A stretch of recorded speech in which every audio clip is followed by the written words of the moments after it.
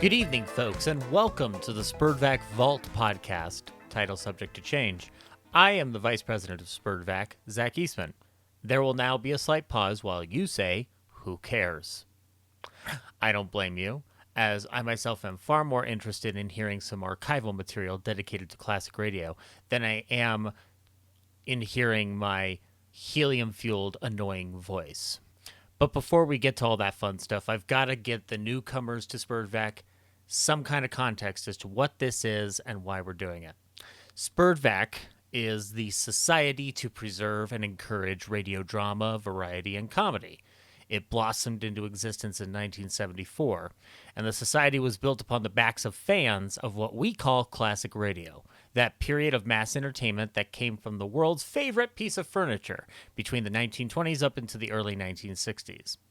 Collecting and exchanging shows that could be found between collectors was the spiritual spark that lit the flames of the group, and to this day the mission to find and preserve these shows still persists. Given that a very small fraction of what radio entertainment was in any form of existence, the journey to find new programs is never-ending, and these endeavors in preservation are evidenced in our most recent endeavor of building a growing digital library for folks to enjoy. But when the group wasn't just sitting around in warehouses, geeking out with each other over a new episode of Lux Radio Theater or Suspense that they had uncovered, the group said to itself, hey, we should get a whole giant room full of geeks like us in the same room so we can all geek out together. And that begat the many conventions, events, and meetings that SPERDVAC has held over the years, and will be doing so in the not-too-distant future. But unlike the majority of radio artists and producers during classic radio's heyday, SPERDVAC made it a point to record everything. Every ding-dong thing.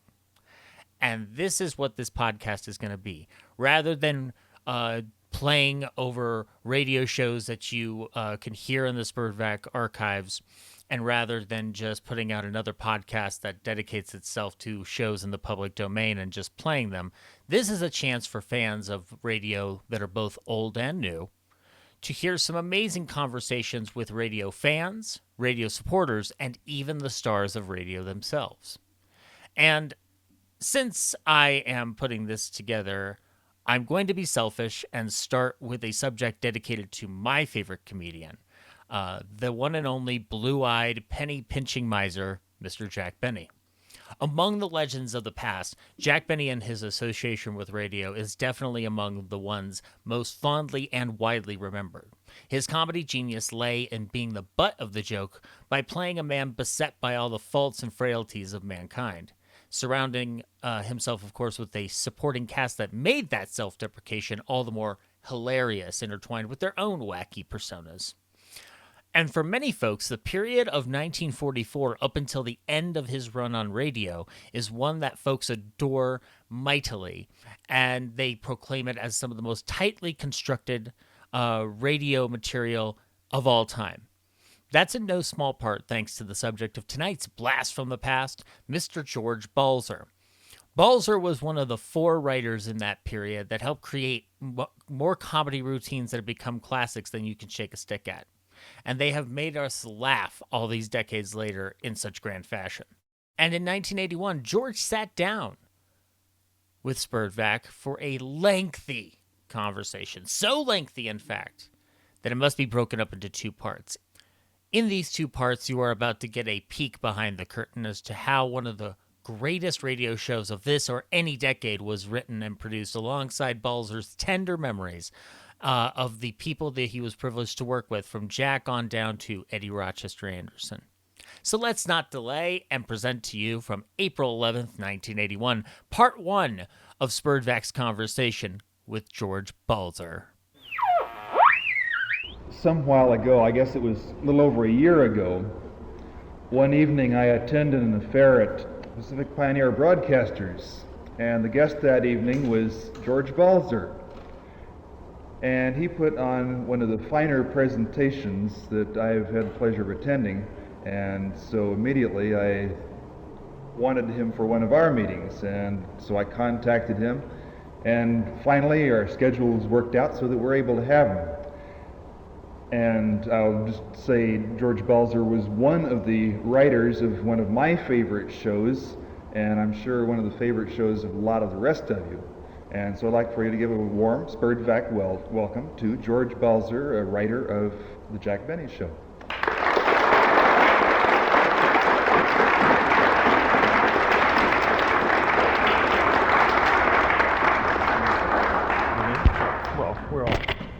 We're all set here, I guess.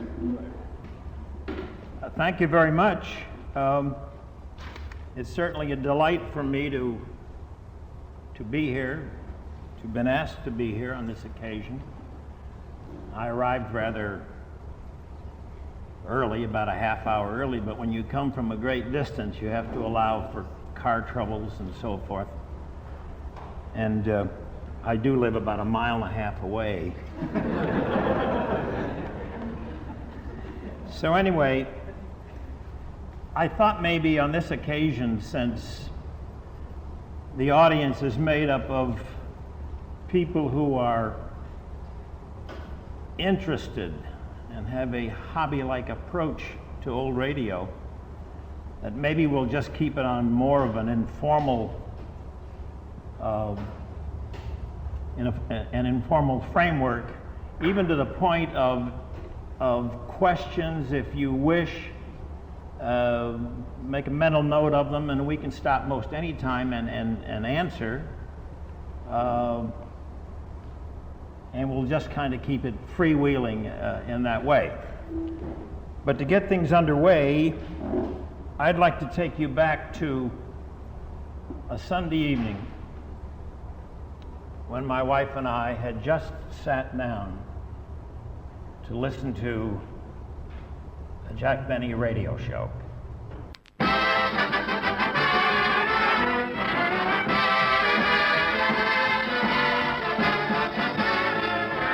From Palm Springs, California, the Lucky Strike program starring Jack Benny, with Mary Livingston, Phil Harris, Rochester, Dennis Day, the Sportsman Quartet, and yours truly, Don Wilson.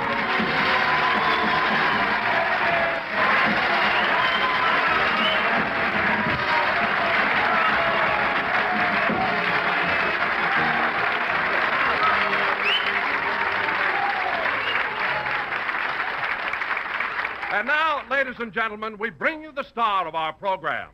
Tanned by the desert sun, toughened by the desert wind, and frightened by the desert prices, Jack Benny!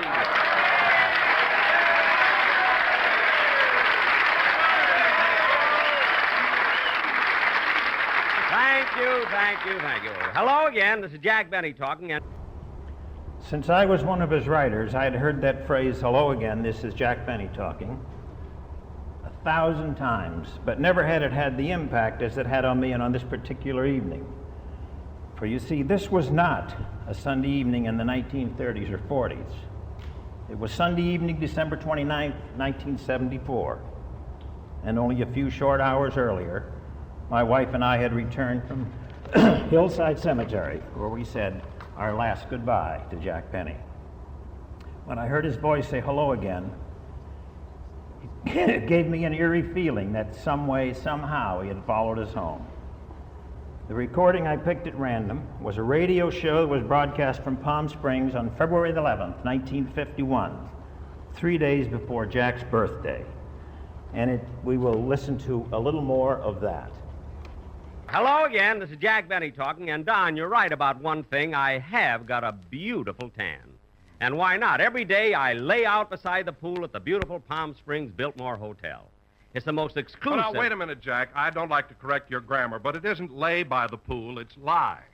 Well, Don, in this case, we're both right. You see, I don't live at the Biltmore. So in order to lay by the pool, I have to lie to the lifeguard. I really got him fooled, too. Oh, you have? Yes, I borrowed a bathing suit from Mary, and he thinks I'm Esther Williams. Imagine. Jack, you mean to say that you wore Mary's two-piece bathing suit? Uh-huh.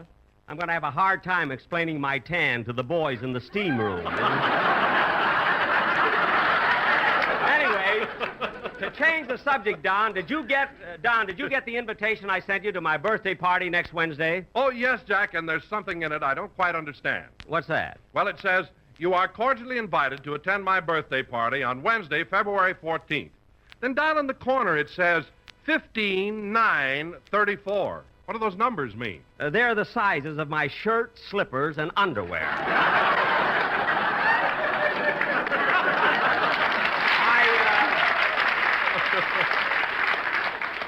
You see, I used to put RSVP and I got nothing. So I'm not taking any... Oh, hello, Mary. Hello, Jack. Hi, everybody.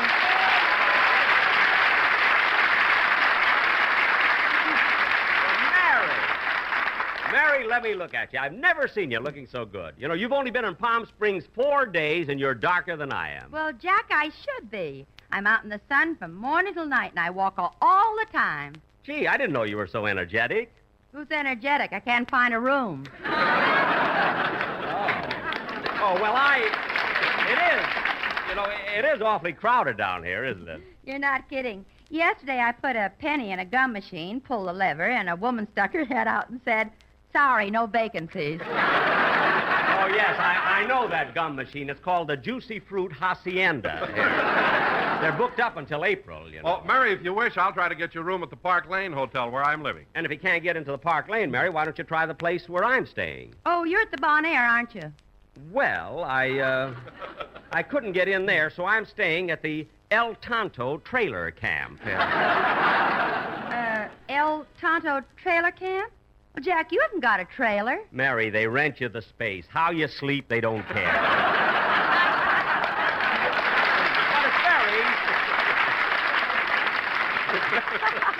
It's very informal. You see, at night we all sit around the campfire and sing Western songs. I'm an old cowhand from the Rio Grande. It went on, of course, to the entrance of Phil Harris, Dennis Day. Phone call, I guess, from Rochester, and then a sketch. And when it was over, I had a sense of personal pride because I had been a writer for Jack Benny for some 25 years. I guess at this point I'd like to tell you now a little bit about myself, feeling that because of your interest in old radio, you may have an interest in some of those people behind the scenes.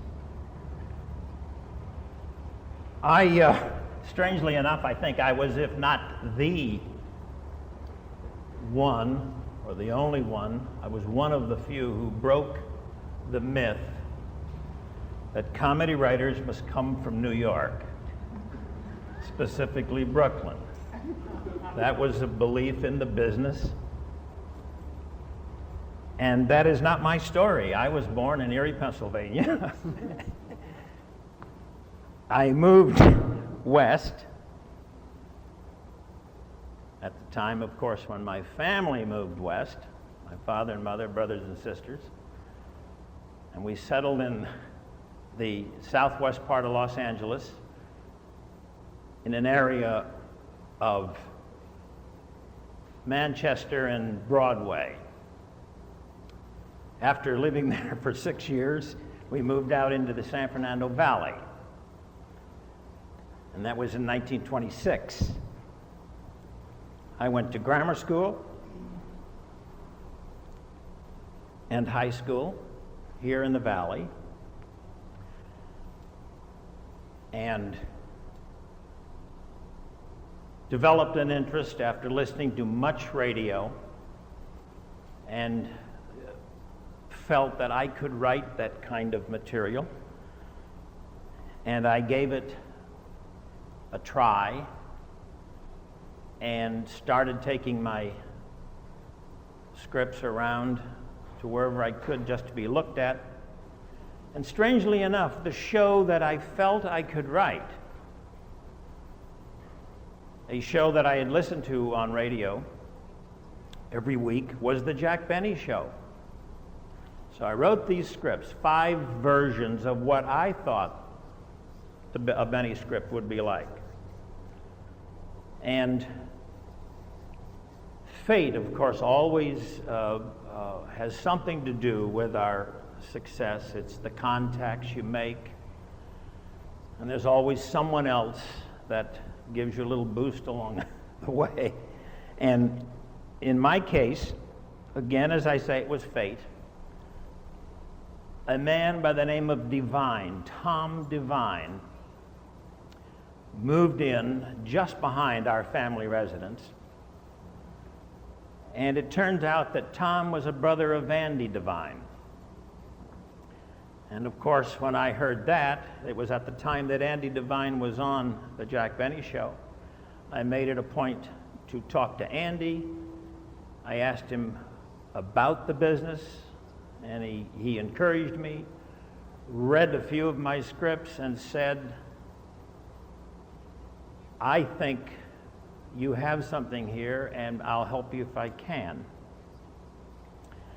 And it wasn't too long before I got a call from a Young and Rubicam advertising agency, which asked me to come in for a short meeting. I went in, and they talked to me for just a short while, and I explained to them that up to that point, I had never been inside a radio studio. I had no idea what a studio was like.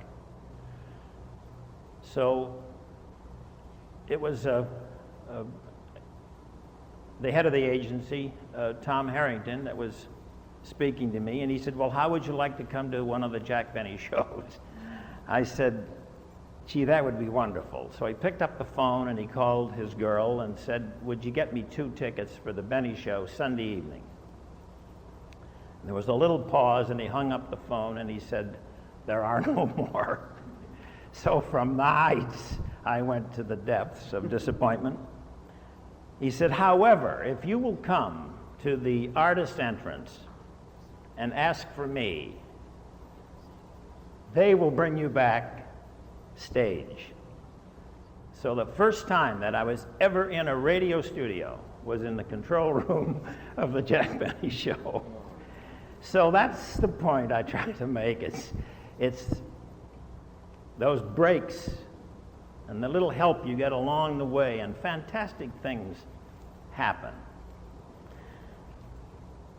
After that experience, nothing much took place. I continued to make contacts. There was no opening on the Benny show because Jack had his staff. And I did make a contact that got me a job writing for a writer. I wrote for a writer named Duke Atterbury, who wrote, and I don't know how many of you will remember this, the Bob Burns spot on the old Bing Crosby Craft Music Hall. Well, literally, I used to work up in Duke's attic. That's where he had all his files and all that, and my job was to sit there all day long and just write jokes. And I would kind of sneak downstairs and slide them under Duke's bedroom door, and he would take them and read them, mark off the ones he wanted, and then a secretary would put them on cards and he would file them away. After a few weeks, the Bob Burns spot was made up of about 12 jokes. That was the whole thing. Now, this was the fellow who played the bazooka, as you'll remember. I'm sure you fellas don't remember. But eventually I had a joke on the show. Then I had 2. Then I would have 3 of the 12, 7 of the 12, 8, maybe back to 6. And then a day came when I had all 12, the whole spot. Now, I was making at that time $20 a week. I'm not certain, but I had heard that Duke was making $1,200. I was afraid to pursue that. But I did because of a need. I needed an extra $5 because I had no car. I was using my brother's car to drive back and forth to work. I went down, I said, Duke, do you think you could give me $5 more a week?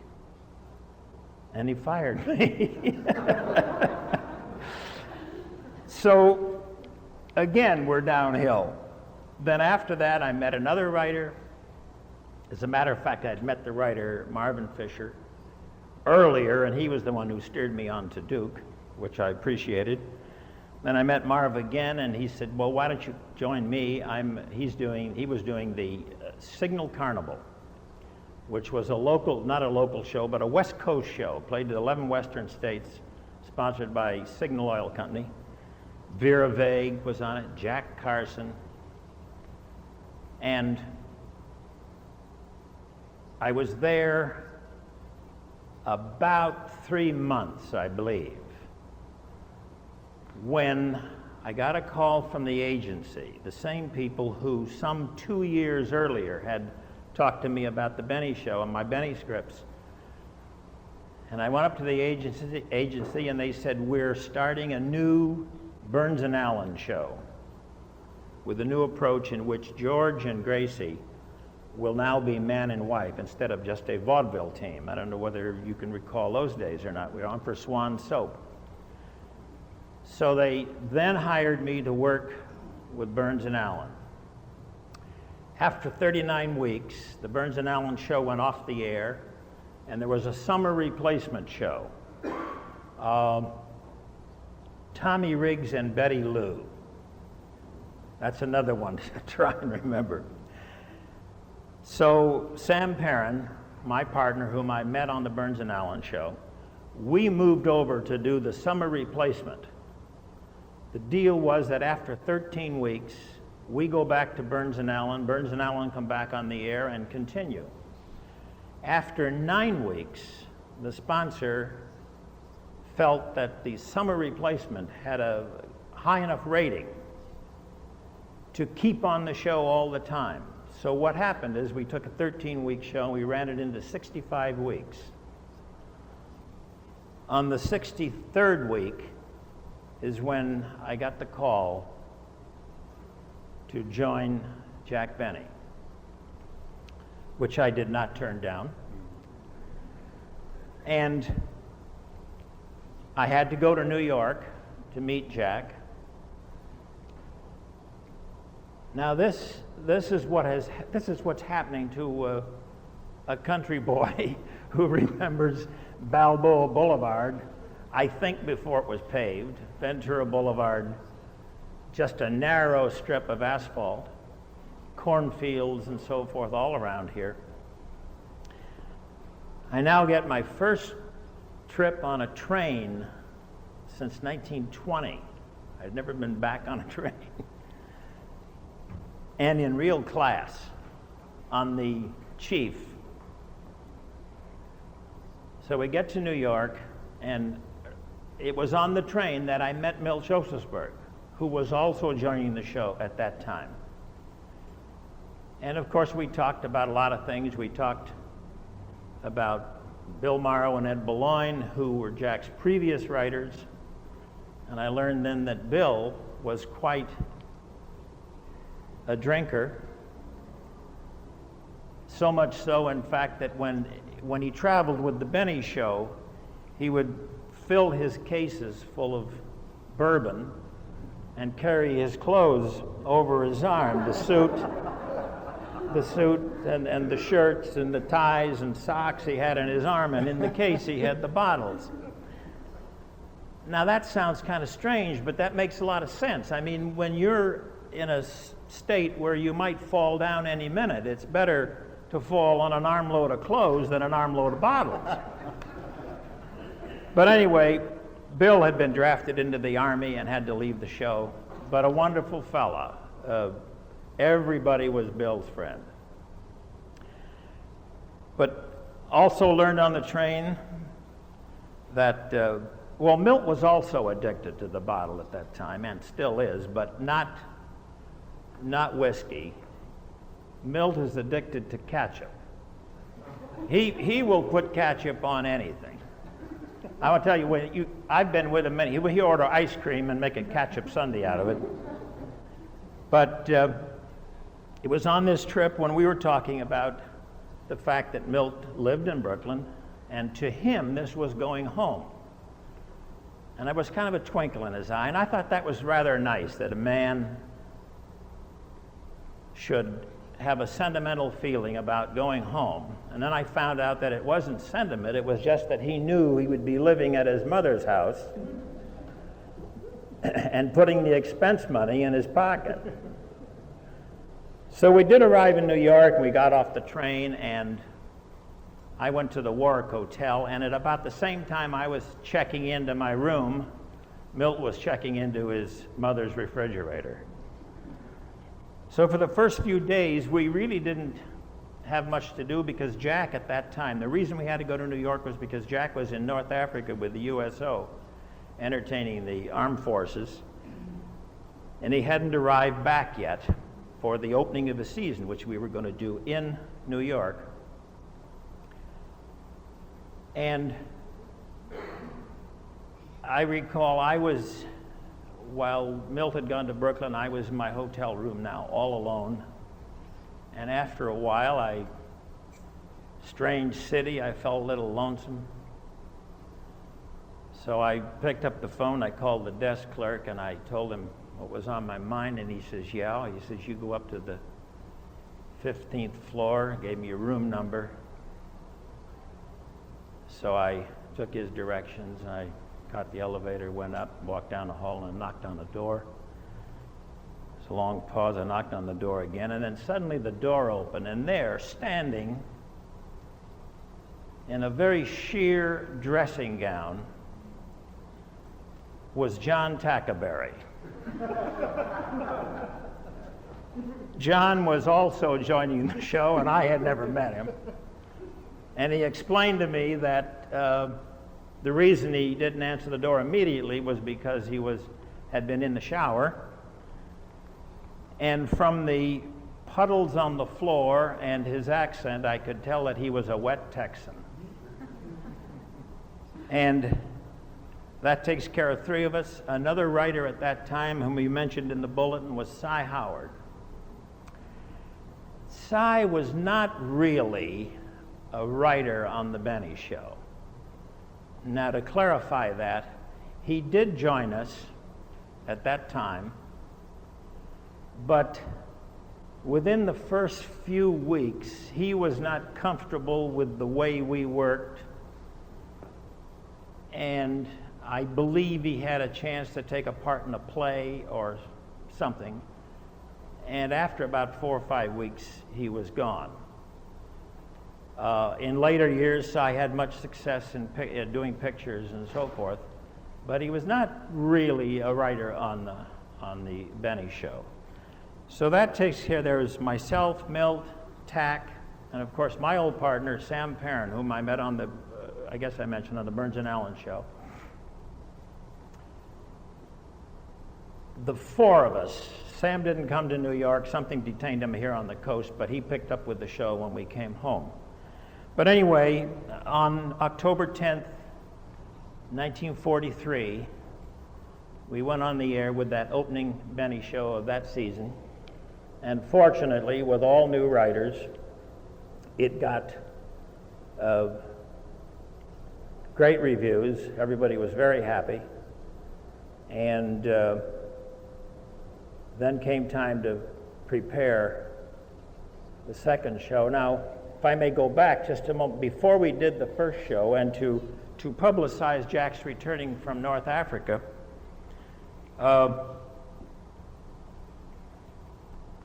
news people wanted to do a news conference with Jack, and there were at the Sherry Netherlands Hotel, and there was this bank of cameras, and they wanted to interview Jack and so forth. And Jack said to us, he said, I don't want to just do it straight. Can't we get some sort of a comedy gimmick that we can use and make it a little lighter and so forth and so on? So we all thought about it, and fortunately for me, I happened to come up with an idea that he used. An idea wherein it would take 2 or 3 reporters asking him questions Well, as it turned out, there were only 2 reporters and we needed 3. So Jack says, George, why don't you play one of the reporters? So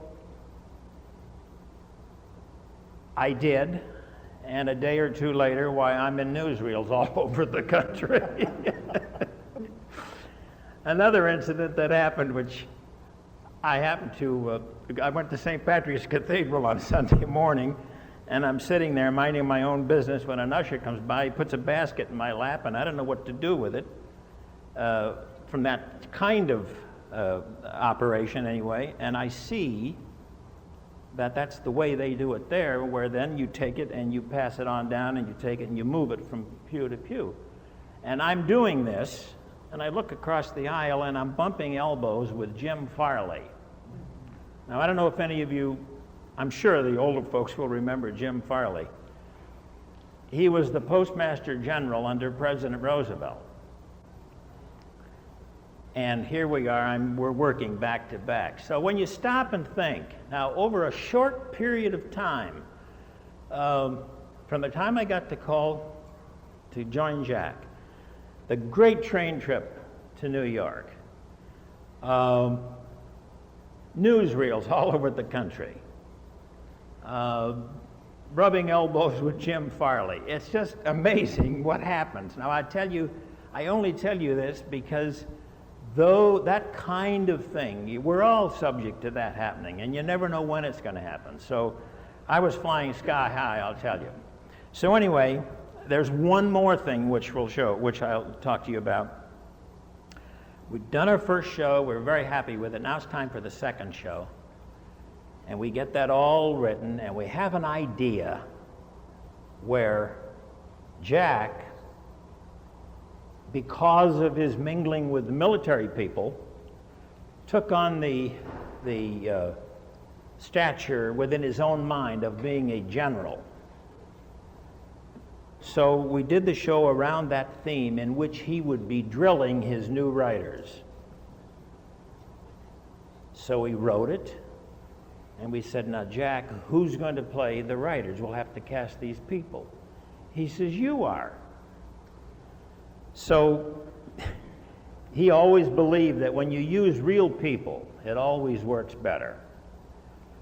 And we did play the part, and we'll drop that number 2 tape in there now. And this is the spot that we did.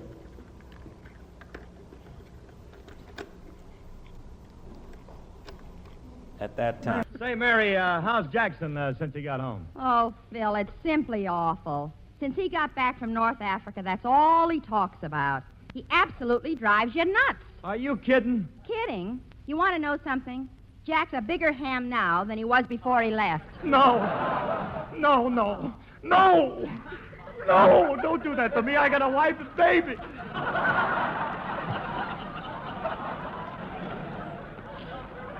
Maybe 2. No, it's the truth, fellas. This military stuff has really gotten into Jack's system. Gosh, how he'd love to be a general. What a guy. I can't understand Jack wanting to be a soldier. Wasn't he in the Navy in the last war? Yeah, but he was in the Army the war before that.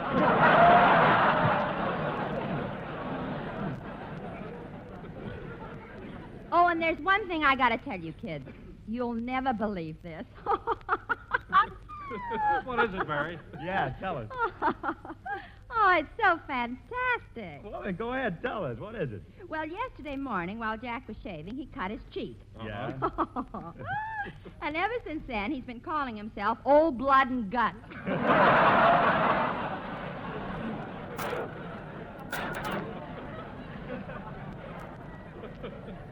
Oh, he's impossible. 1, 2, 3, 4. 1, 2, 3, 4. That's Jack now, out in the hall. 1, 2, 3, 4. What you doing, drilling? Either that or counting his hair.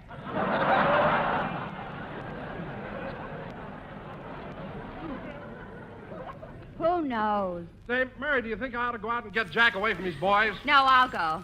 And I hope he's forgotten about his African campaign. Up, up, up, 4, up,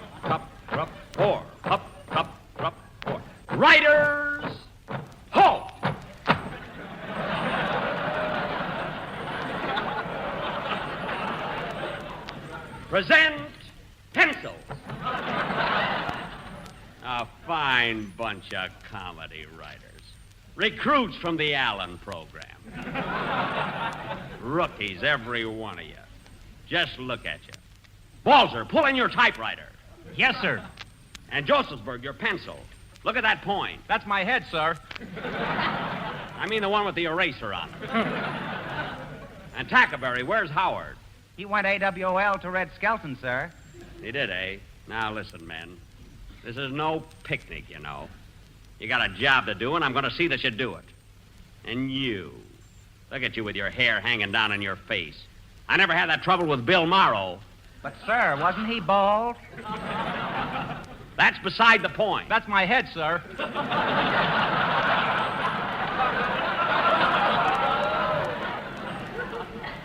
And I had another writer with me for 8 years, Eddie Boulogne. Do you know where he is now? In a sanitarium, sir? Now, cut that out, Balzer. All right, men, you can go downstairs to your room now and write next week's program. Yes, sir. About face, forward, march. Hey, look out for that window!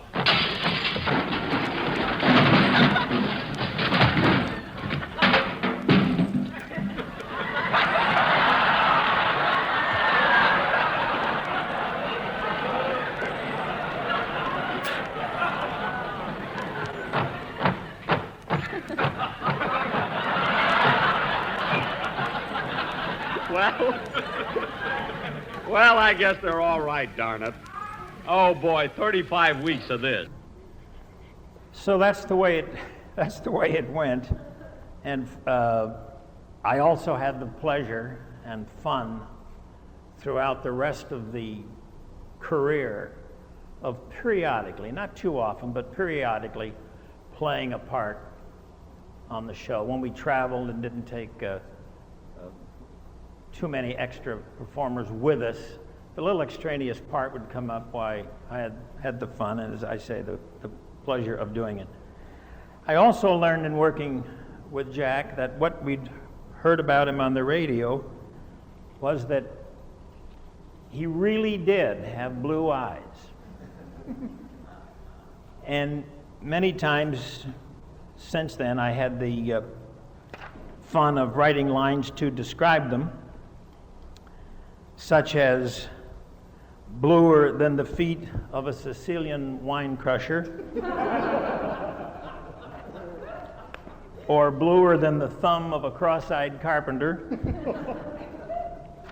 And then again, when the light would hit him just right, you could see that his eyes were bluer than the stomach of a dachshund that's been chased through a huckleberry patch.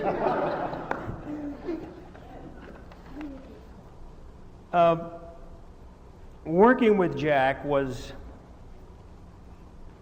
an experience that should happen to every writer,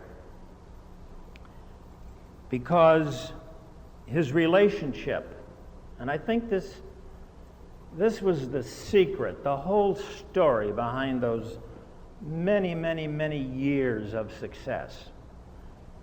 That was his respect for writers. And Jack has often said in interviews and had said on occasion to me personally, where he said, I, meaning Jack Benny, come first because it's his show and he's the star.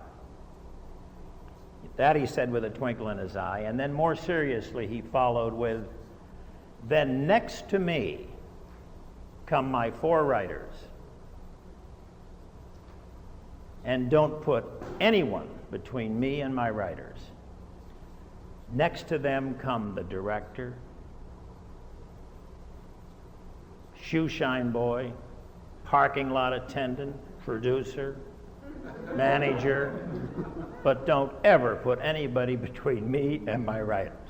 Now, what he was trying to say is that when this show is finished, and when it's rehearsed, and when it goes on the air, it belongs to these 5 people, plus, of course, those performers. Nobody comes in between and says we think it should be done this way or that way, when we decided that that was the way it was to be done, that's the way it was done. An illustration to make that point stronger was, I remember one rehearsal at NBC at some point in our long career. After a rehearsal, a gentleman came up to Jack and said, "Mr. Benny, on page 6, and Jack turned to page 6, he says, "I think these 2 jokes should be cut." And Jack said, "Well, why?" And the man says, "Because I don't think, or rather, because they aren't funny. Because they aren't funny." And Jack said, "Now wait a minute. Don't you ever say they aren't funny. You say you think they aren't funny." And that's just to illustrate the delicacy of comedy. No one really knows for sure and can say, so don't ever say that they aren't. You say you think they aren't. So the man said, "Well, all right, because I think they aren't funny." Jack said, "Now that's fine, I'll buy that. But unfortunately for you, my writers and I think they are funny and they're going to stay in." And they did, and both of them got very big laughs. So there's just a little point that he never let anyone come in between himself as a performer and those people who created for him. And that's rare. Today it's non-existent. When you finish a script and you turn it in, that is the end of that. And before they get through with it, if they're not too knowledgeable, you don't even recognize it when it comes out on the air or on the TV. Well, we'll move along here, and let's see what we can find about. Well, I'll tell you, in those days, of course, then we came back to the coast, and we used to do a lot of work at Jack's house in Beverly Hills. And we'd go over there for to work on the script with Jack after we had completed the rough, and my partner and I would work on it right here in the valley. Then we'd go over to Jack's house. And I remember one morning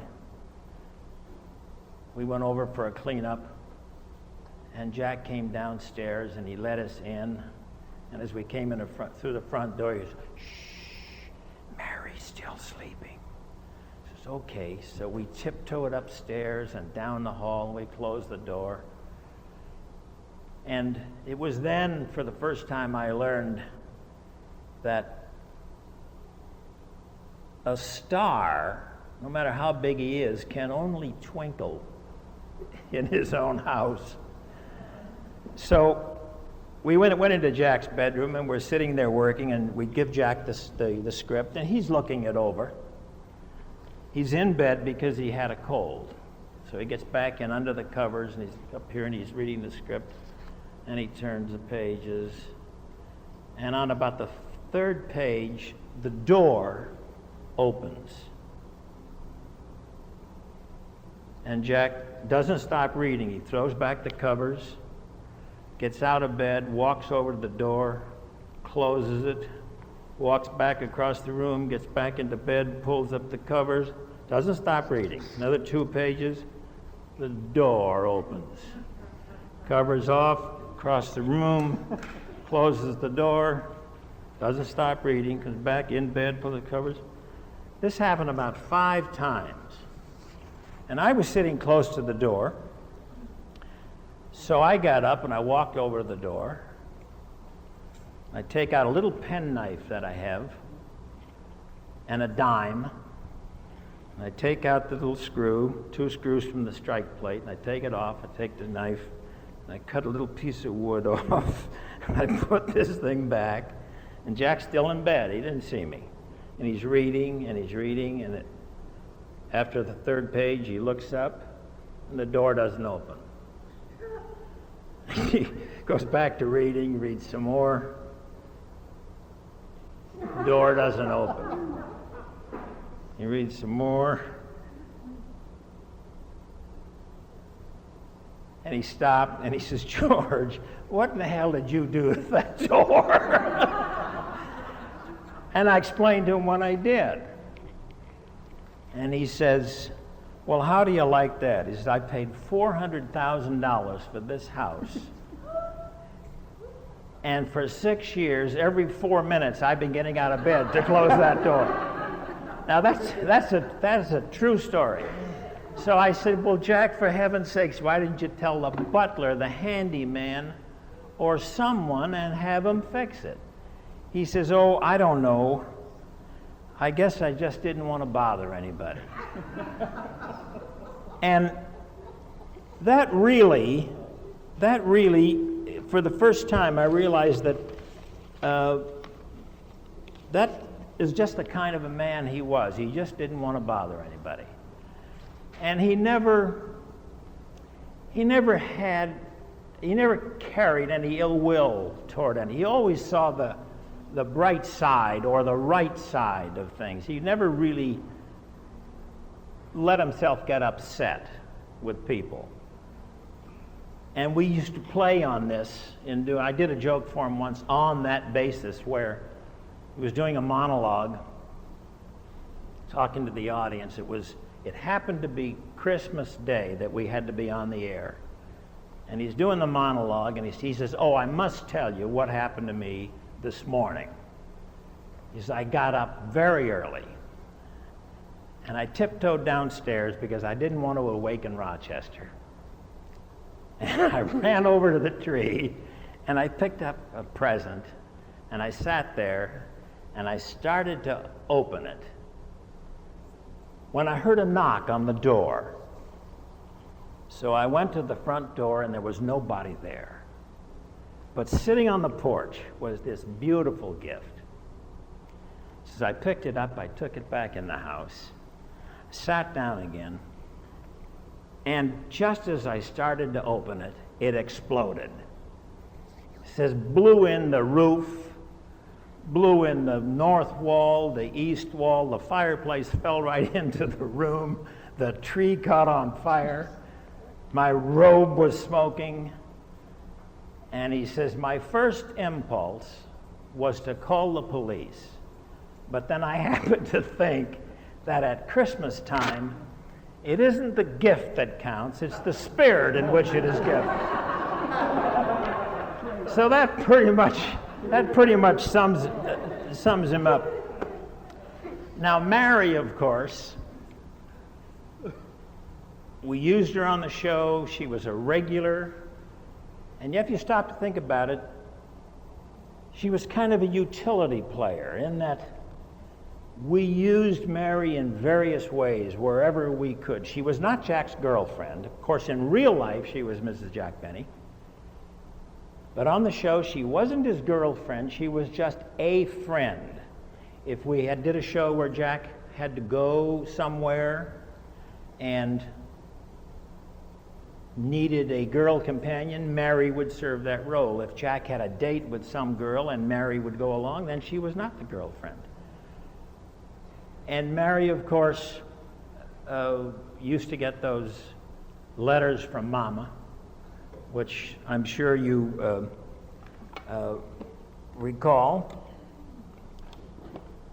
Before I do that, however, let me get into a thing after that door routine I told you about, which showed Jack's real life lack of mechanical knowledge.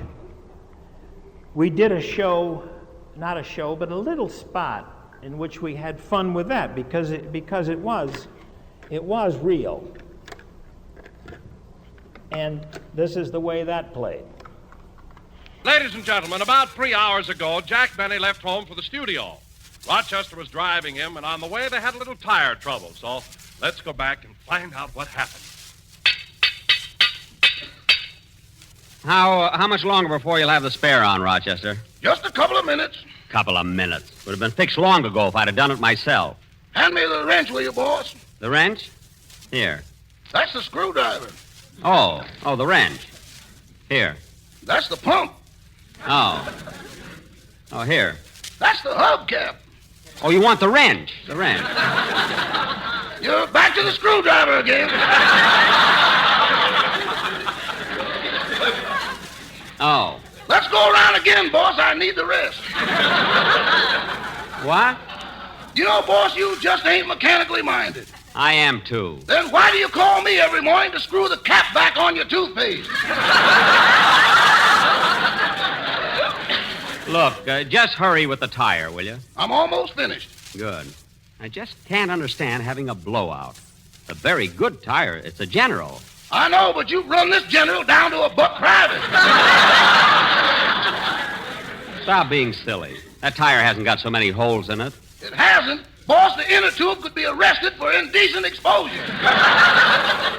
What? Even the wheel is ashamed to go around with it. Rochester, that's a terrible joke. An awful joke. What are you laughing at? You always say that, and 2 weeks later it shows up on your program.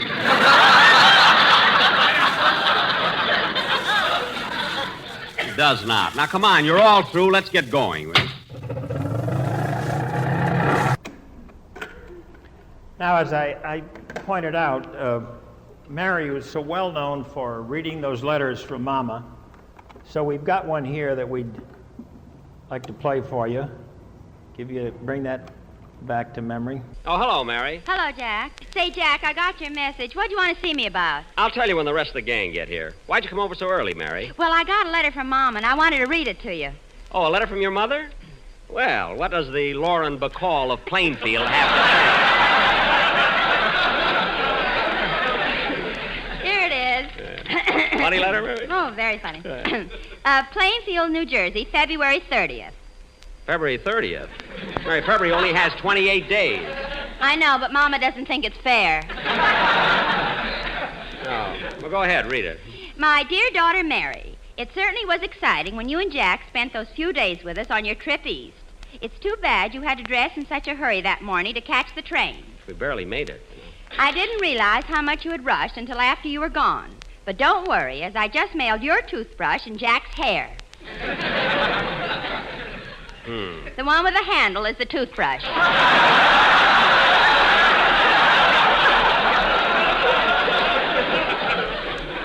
No wonder I caught cold in Chicago. Now for a paragraph or two about your sister Babe. Ah, good. This is the part I like. Since the warm weather is here, your sister Babe got herself one of those new French bathing suits. She tried it on yesterday, and I haven't seen so much of Babe since the doctor said it's a girl. However, she's very happy with the suit. Next month, she's entering a swimming contest. A contest? Gee, I didn't even know that she could swim. Oh, sure, Jack. Babe's a regular mermaid. Well, I've noticed the resemblance, except the wrong half looks like a fish.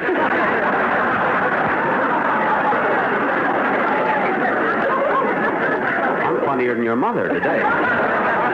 Continue with the letter, Mary. Okay. Mary, dear, you'll be happy to know that Babe is also taking dancing lessons from Arthur Murray. Well. She got a swell deal, too. He teaches her dancing, and she fixes his plumbing. I knew she could do it. And now, in closing, Mary, I have some neighborhood gossip that will really surprise you. Guess who murdered his wife this morning? No other news. Love, Mama.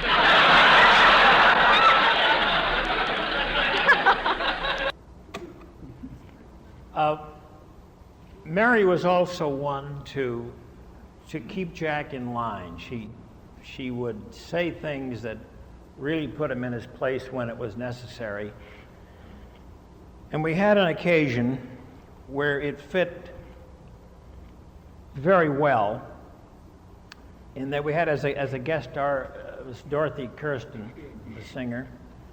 And Jack, of course, wanted to show off and get into a conversation that Dorothy and Don were having. And this is the way we had the build-up, and how were we going to pay it off? Just what could we say to make this whole thing come together? And I happened to think of a very short line that did it all, and it was the line we used, and it paid off very well, so we'll give it a shot here. Well, look, Don, we've got practically everything ready but the quartet. Did you rehearse them? Oh, yes, Jack. I've got a great surprise for you. A surprise? Yes, for weeks now, your quartet's been rehearsing an operatic number, but they needed a soprano for the lead. Uh-huh. So I took the liberty of asking Miss Dorothy Kirsten to come over and join them. Well, I think it was very... Dorothy Kirsten? You don't mean Dorothy Kirsten of the Metropolitan Opera? Yes, Mr. Benny, and here I am.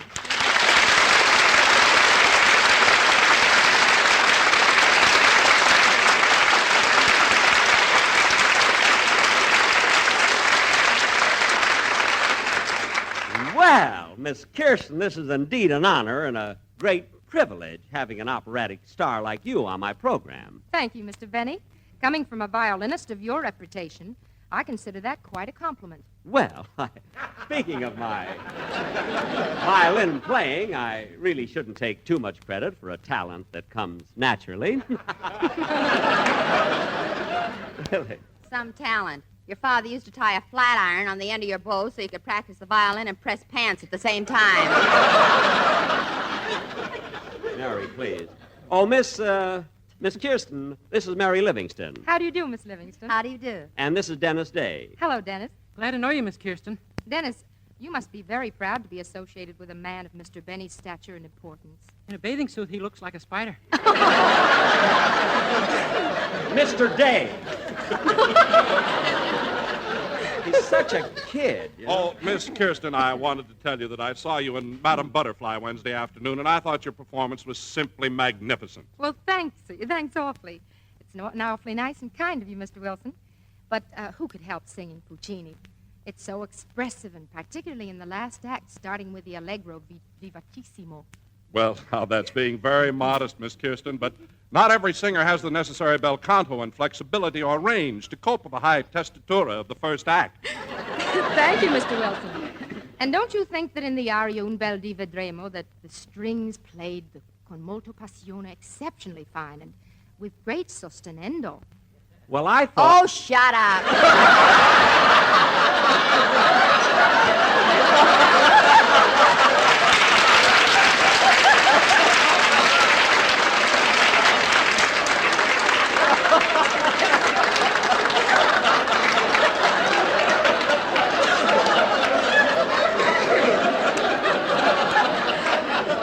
Mary, that's not cricket.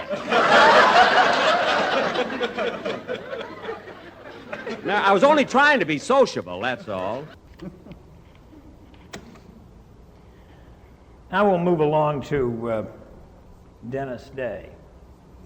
Dennis, of course, was just that silly kid that used to drive Jack nuts just with crazy talk. And I remember, such as one time he came into a rehearsal, supposedly we were doing on the air or whatever, and he was late, and so Jack says, Dennis, where were you? I'm sorry, Mr. Benny, but I was shopping and I got caught between floors. And Jack says, oh, imagine being caught between floors in an elevator. He says, no, I was on an escalator. So Jack says, well, for heaven's sakes, Dennis, why didn't you walk either up or walk down? He says, well, that would be cheating. So Jack says, yeah, cheating. He says, you know, a lot of people did. So it was that kind of crazy talk. Another time, we did a show in which, supposedly, in our premise, Dennis was not going to be used because we had a guest singer.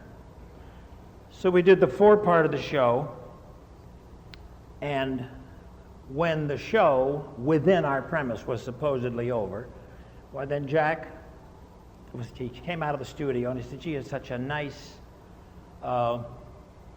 evening. I think I'll just walk home. So he starts to walk home in the dark, and somebody's following him.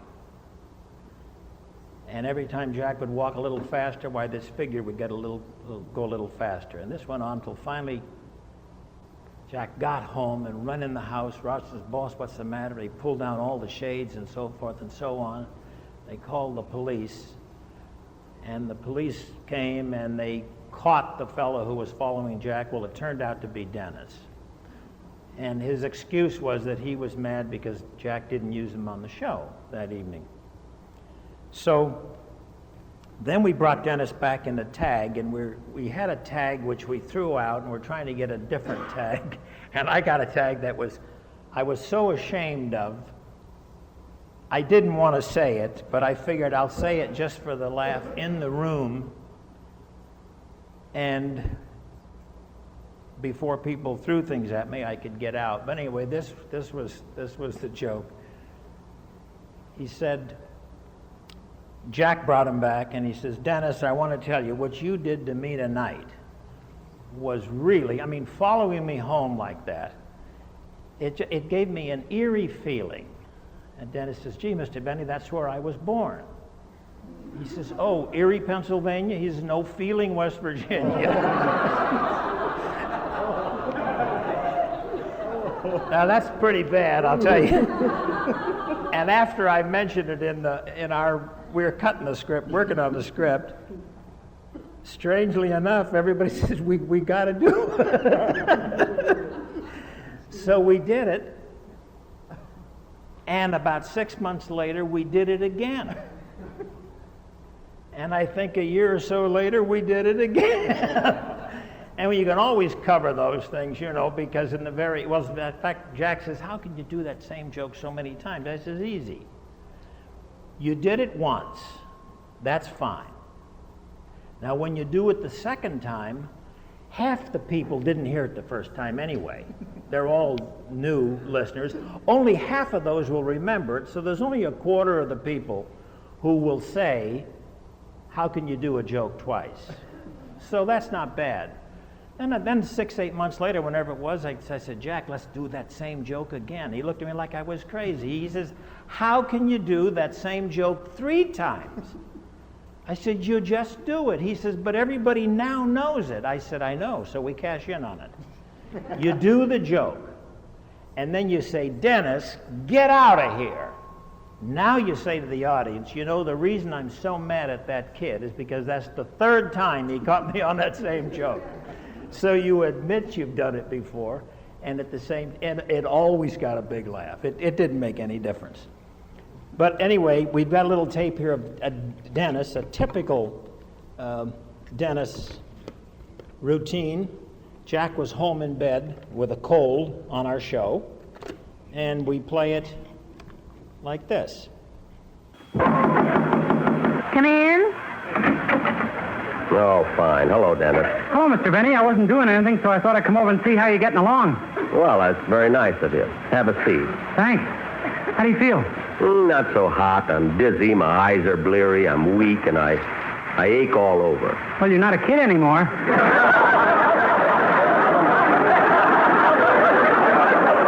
Now, wait a minute. There's only one thing the matter with me, Dennis. I've got a cold. A cold, he says. What's the matter with you? Haven't you ever had a cold? Oh, Jack, don't be such a crab. Dennis comes over to visit you, and you jump all over him. Yeah, if you're not nice to me, I won't give you the gift I brought for you. The gift? Uh-huh. Mother thought I should bring some flowers, and my father suggested candy, but I decided it might be better to give you something that you can get some use out of. Well, I like practical gifts. What'd you get me, Dennis? Instead of false teeth. False teeth? What's the way they grab your finger? Ow! Get those things away from me. I've never used false teeth. I don't need false teeth, and I don't want them. Gee, then I guess I better take them back. Certainly you'll take them back. In the first place, who brings people false teeth for a gift? In the second place, Dennis, when someone needs false teeth, they have to go to a dentist. An impression has to be made. Fittings have to be taken. Then you have to wait till the gums are set so the jaw won't recede. Even then, you may have to go back 3 or 4 times if the palate is irritated or the bite overlapped. Gee, for someone who doesn't wear them, you're sure an expert.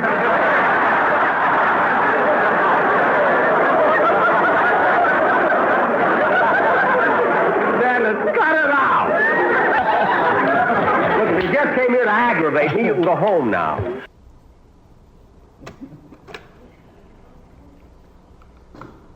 Next, we come to Rochester. Rochester was a highlight of most every Benny show. And whenever you heard that phone ring, and you heard the voice say, or Jack would answer the phone, and say, "Hello, Miss Benny, this is Rochester," you knew that somebody was in trouble, and it could be either one. Rochester, the person, was pretty much the Rochester that we played on the air. Eddie Anderson was his name. And he would get into things that would, well, one thing in particular, we were down in Palm Springs. We did a lot of shows out of Palm Springs. And we had finished the script. I believe it was on a Thursday evening. We had finished writing, and we heard a bulletin on the radio that Eddie Rochester Anderson was lost at sea. So now we become worried because we knew he was going to go on a fishing trip. And an hour or two later, another bulletin came through that the Coast Guard had nothing further to report. And now it becomes a little more serious. And on through the rest of the night and the morning, more reports came in over the radio that nothing could be found. So this meant, of course, we now have to rewrite, take the spot out, and so forth. Feeling very badly. And yet somehow we had a feeling that being Rochester, it would work out. And sure enough, in about an hour comes another bulletin over the radio that he had been found and they were now safe on shore. Now, we had the routine written, could have gone on the air with what we had, but we said, wait a minute, this thing has got national publicity, so we might as well cash in on it. This was Friday night. So we wrote a routine based on the fact that Roch had gone through this experience. And all I need to do is find that tape number 7, and we'll show you what we did with that routine based on fact. Oh, Jack, I meant to ask you about Rochester. Is it true that he was lost for 2 days out on the ocean? Yes.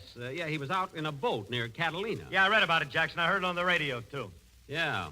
Funny thing, I didn't know anything about it until it was all over. You didn't? No. When I found out about it last Wednesday, I was home taking my violin lesson. You know, I still have my music teacher, Professor LeBlanc.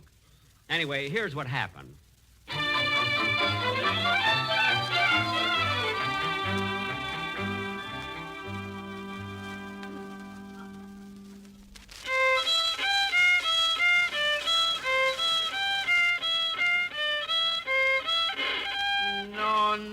No, Monsieur Benny. Once more, you have made the same mistake. I'm sorry, Professor LeBlanc. Shall I do it again? Yes, and this time, please, take off your gloves. Well, the strings are cold.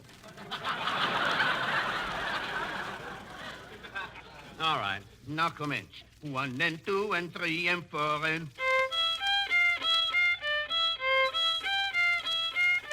Do not hold your bow too tightly. It will help you play more lightly. Play it softer, not so brassy. Pull your tongue in, you're not lassie.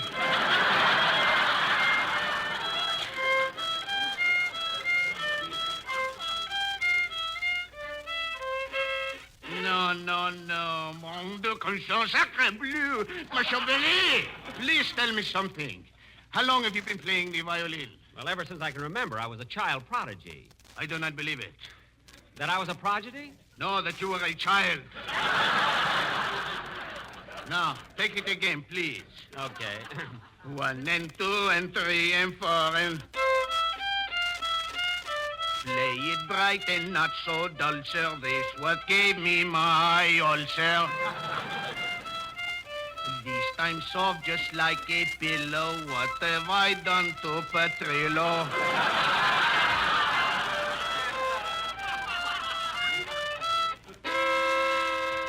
How was that? Very good. Here. Oh, boy, another gold star. You know, Professor, someday I may be a great violinist. You should live so long, and you already did.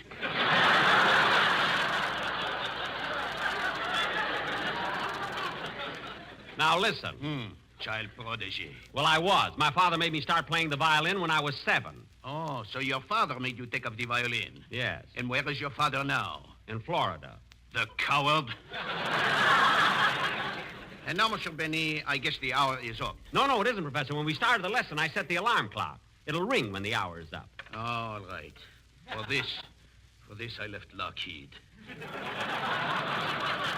Now, 1 and 2 and 3 and 4 and...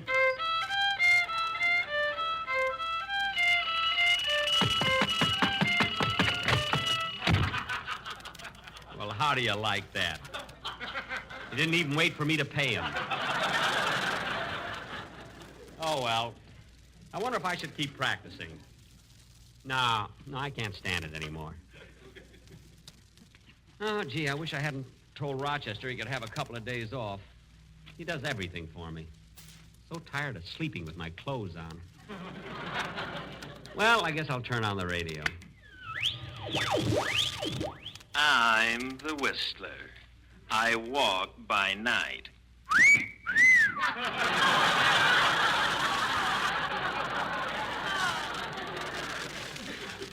Gee, that Whistler scares me.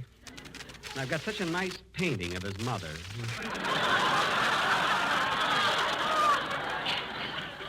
I'll try and get something else. Ladies and gentlemen, are you nearsighted? When you're having breakfast, do you get too close to your hotcakes? Do you get molasses on your glasses? Do you suffer from middle-age spread? Do your hips try to hurdle your girdle?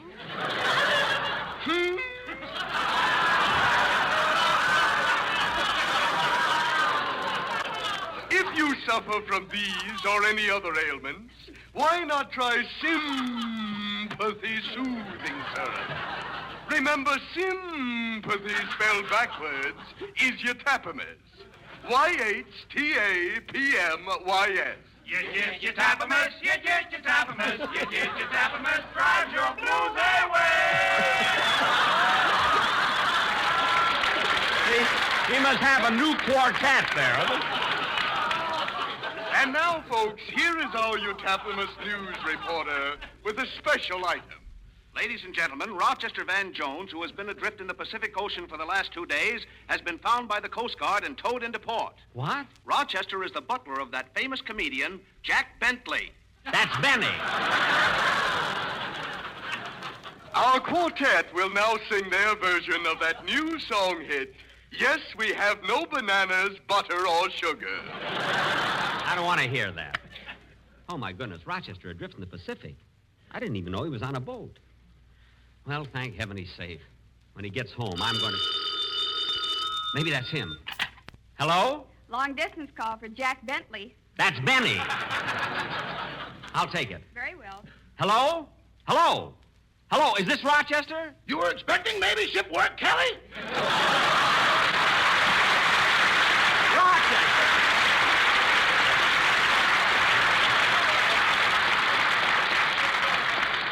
Rochester, I just heard about you being in the ocean for 2 days. How are you? Salty.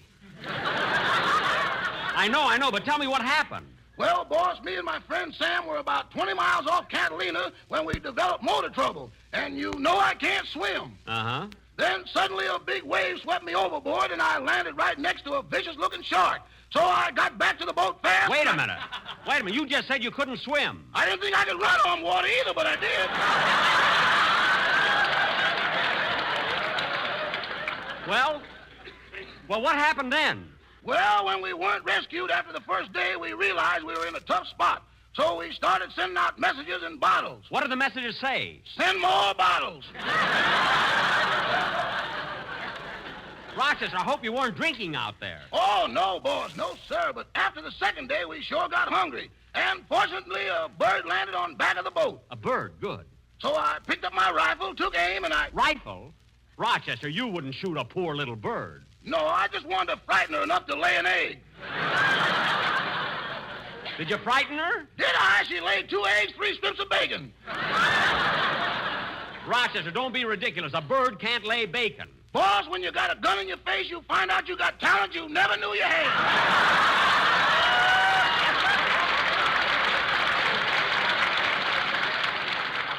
Never mind that. Now tell me, how did you get back to shore? Well, the Coast Guard finally found us and towed us into the harbor. Well, I'm glad it came out all right. It certainly was an unusual experience. It sure was. Rochester, what are you laughing at? It's the first time I ever lost a weekend on water. I thought. Anyway, Rochester, I'm glad you're safe, and hurry out here to Palm Springs. I will. Goodbye. Goodbye.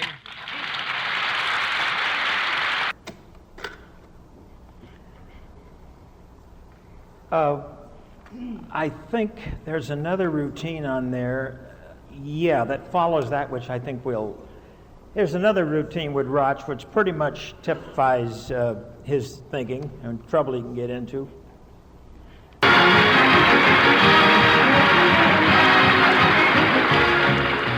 And now we take you to Jack Benny's house in Beverly Hills. It's Saturday night, and Jack has invited Mary over to spend a pleasant evening. Gee, Mary, I'm glad you came over to help me straighten out my household expenses. These bills have accumulated all summer while I was away. Oh, Jack, this is Saturday night, and I want to go dancing. Let's go to the Palladium. The Palladium? Mary, with all these bills I'm paying. Gee. But, Jack, it doesn't cost much to go to the Palladium. They charge $1.50 for men and 75 cents for women. I know. For you, it's cheap.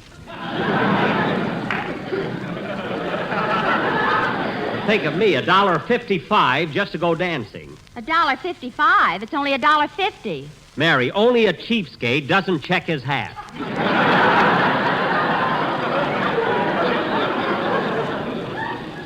Now, let's get on with these bills. Okay. Let's see.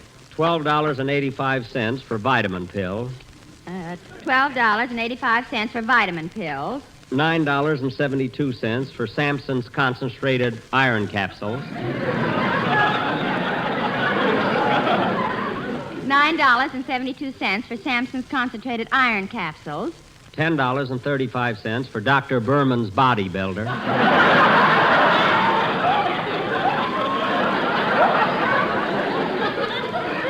$10.35 for Dr. Berman's bodybuilder. $7.96 for Dr. Horton's health tonic. $7.96 for Dr. Horton's health tonic. $22.50 for muscles. Muscles? Yes, $16. Imagine buying muscles again. What happened to the ones you bought last year? Oh, I wore them in the shower and the buckles rusted.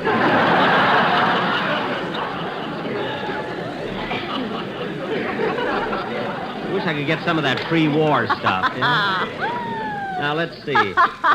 Mary, what are you laughing at?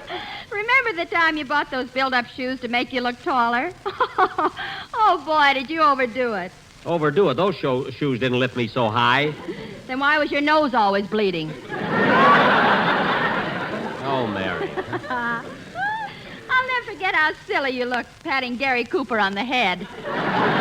Mary, stop being ridiculous. Now, let's get back to the bills. Here, read this stack to me here. Okay. Homeway Dry Cleaners, $18 for cleaning rug. $18 for cleaning a rug? How could a rug get that dirty? I was away all summer. There was nobody here but Rochester. I can't understand it. Jack, here's another bill signed by Rochester. It's from Scratch, Match, and Patch Interior Decorators. Interior Decorators? $78 for patching ceiling and repapering living room. Patching ceiling, repapering living room? I'm going to ask Rochester about this. You don't have to. Here's a bill that explains it. $7 for 18 bottles of gin.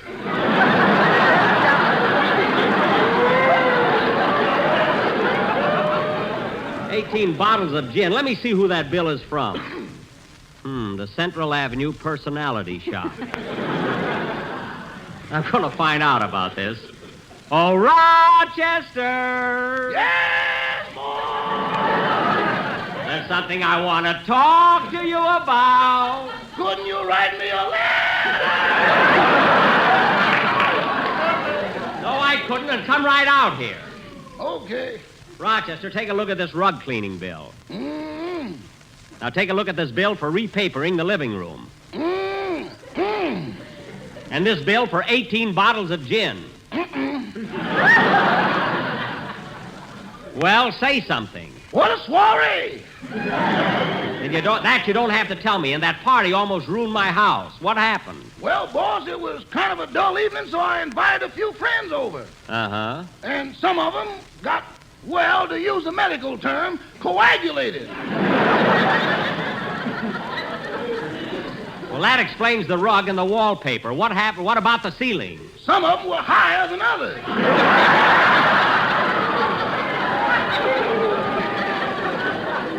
What? Man, were they flying. Rochester, that still doesn't explain the ceiling. How did you get those holes in it? I told you my friends did that. Oh, the ones that were flying. No, the ones that were shooting them down.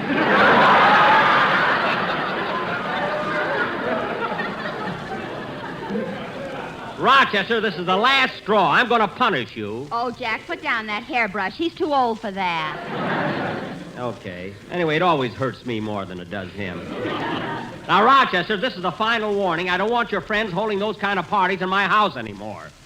My goodness, in their condition, how did they get home? Oh, it was easy. You know that white line down the middle of the street?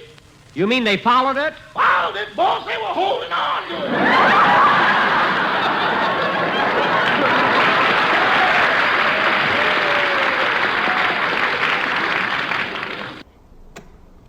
All right, we can take that one. I have a feeling we're running on a little bit too long for you. I can go on for 12 days, but it's a matter of your time, and there is kind of a conclusion that I want to be sure and get in. So I don't want to go too long. Do you think I should maybe get to that finish now, or should we fill in a little bit more? It's entirely up to you. Well, I'll put in a little more, and then we'll kind of head for what I think was a highlight of the whole those many years. The phone operators, we'll get them underway, and without talking too much about them, I'm sure you'll remember Gertrude Gearshift and Mabel Flapsaddle. Here's a sample of the phone operators. Say, Mabel, what is it, Gertrude? Mr. Benny's line is flashing. Yeah, I wonder what Bloomer Girl wants now. I'll find out. Hello, Mr. Benny. Huh? Dennis Day? What's his number? Okay, I'll call you back when I get him. Say, Mabel, did you hear Mr. Benny's program last week? Yeah, Ray Millan was on us. Gosh, he's wonderful, even if he is the Lost Weekend. Listen, Mabel, if you think Millan is the Lost Weekend, you should have a date with Benny. Those are my sentiments exactly. You want to know something, Gertrude? What? The contest has been over for 6 weeks, and I still can't stand him. Yeah. You know, Mabel, 2 weeks ago he asked me to go to the Academy Award ceremonies, but I had another date. Gee, Gertrude, how come Mr. Benny always asks you to all those swanky affairs? Well, why shouldn't he? After all, my mother gave him the best years of her life.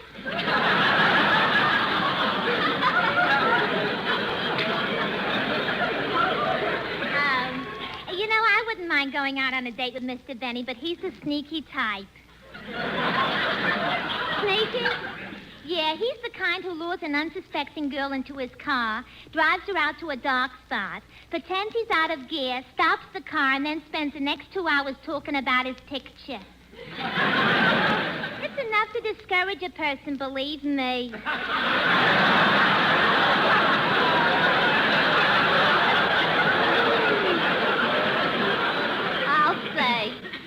know, Mabel, I got a confession to make.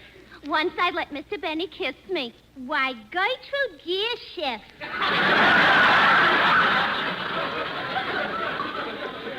Say, tell me, Gertrude, what are his kisses like? Well, it's like when you're blowing bubble gum and the bubble collapses against your face.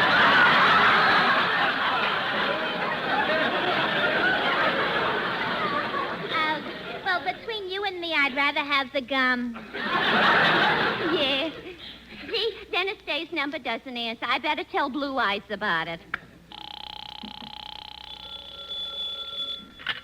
Hello? Oh, well, try him again later, Gertrude. Goodbye. Oh, say, Gertrude, what are you doing tonight? Tomorrow night? Tuesday night? Wednesday night?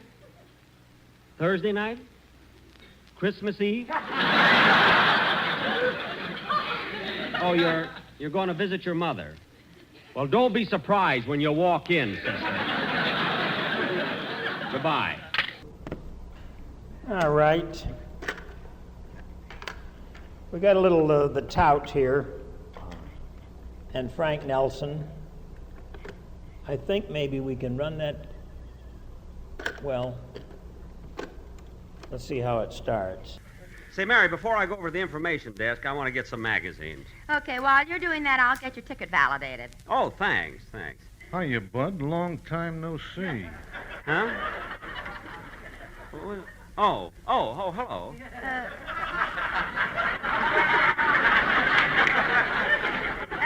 Who was that, Jack? Oh, that's that racetrack tout from Santa Anita. Always bothers me. I'll meet you back here, Mary. Okay. I might get hungry on the plane. Maybe I ought to buy some fruit or something. Say, these apples look good. Yeah, I'll get some of these apples. Oh, Miss! Oh, darn it, she's busy. Well, I'll just have to wait. Hey, Bud. Huh? Come here a minute. Look, fella, What are you doing? I'm buying some fruit. What kind?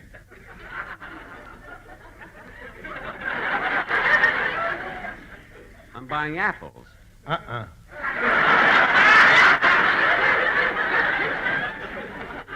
What? Take the oranges. But I don't want oranges. How about grapes? Haven't got a chance. They're carrying too many seeds. Oh, well, what about the bananas? I've been watching them for 3 days. I have yet to see one of them get out of the bunch.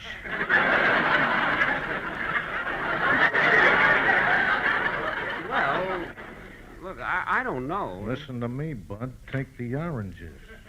The oranges? They can't miss. Look at the breeding. Out of Pomona by Smudge Pot.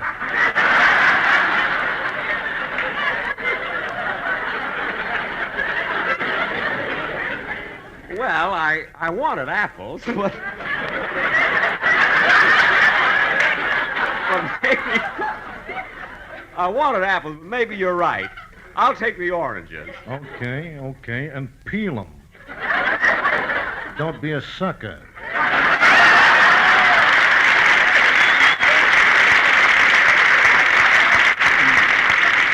Oh, Miss, I'll take 3 of those oranges, please, and peel them. Mary, let's go get a hot dog. But Jack, The first part of that was the Tout at an airport, which was played the same way as we used to play the railroad stations. And we used to bump into him just any place, department stores or wherever Jack had a decision to make. The Tout was always there. Now we have him at a racetrack where a Tout really belongs. So let's see what happens there. Say, Mary, let's go out and get a hot dog. But Jack, we're in the clubhouse. Let's have lunch here. Well.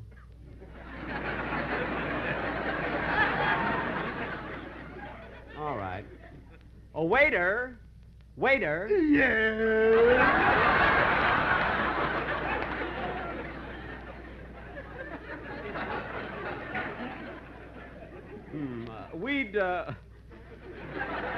We'd like to get something to eat. What would you suggest? A bib. You look like the sloppy type.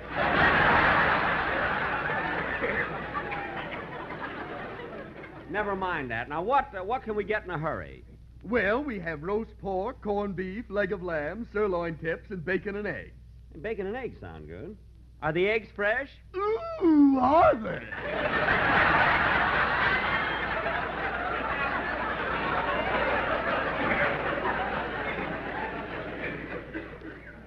Oh, well, I'll have that. Mary, how about you, Mary? Would you like bacon and eggs? Ooh, would I? Mary. Just bring us our orders, waiter, as quickly as you can. Yes, sir, and I'll seat you at that table over there. That's number 1. Table number 1, thank you. Now, Mary, let's look over that list of entries for the next race. I want to see if... Hey, Bud. Bud. Huh? Come here a minute.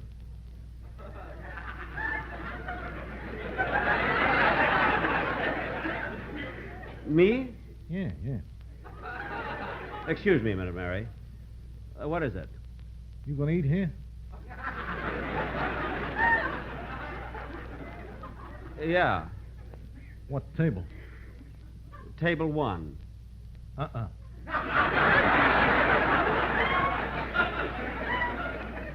What? Take number 9. Why? What's wrong with table 1? Bad position. It's on the rail.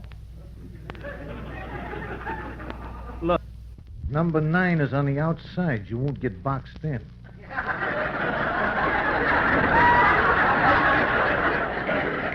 Well, look, I'm very happy with Now, table think 1. it over, Bud. Number 1 is a card table. A card table? Yeah. If it carries too much weight, its legs will fold.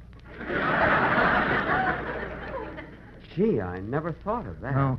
Now look at the breeding on table number 9. The breeding? It's by Bird's Eye Maple out of Grand Rapids.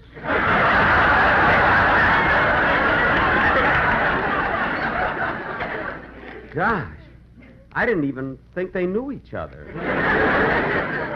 Get wise, Bud. Think it over. Okay, thanks for the tip. Say, Mary.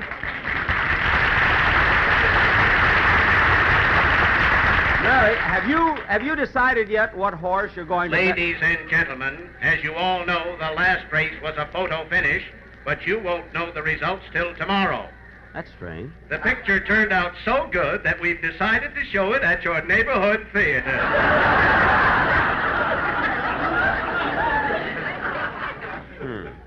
Mary, have you figured out yet what horse you're going Your to... bacon and eggs are ready. I put them on table number 1. Number 1. Do you think I'm a sucker?